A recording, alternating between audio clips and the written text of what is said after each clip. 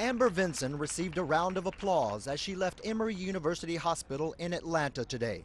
While this is a day for celebration and gratitude, I ask that we not lose focus on the thousands of families who continue to labor under the burden of this disease in West Africa. The Dallas nurse is now Ebola-free. She caught the virus treating Thomas Duncan of Liberia, who died earlier this month. And the nurse quarantined in New Jersey is now back in Maine. Local officials want Casey Hickox to avoid going out until the 21-day incubation period is up.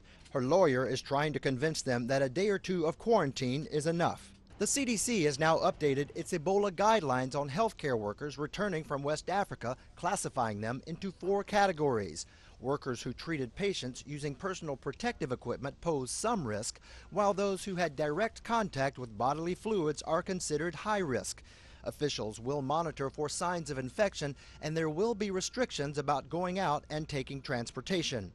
President Obama has told his Ebola team that government policies should not discourage healthcare workers from going to West Africa to fight the virus. So far, at least a half-dozen states have come up with their own guidelines for mandatory quarantines.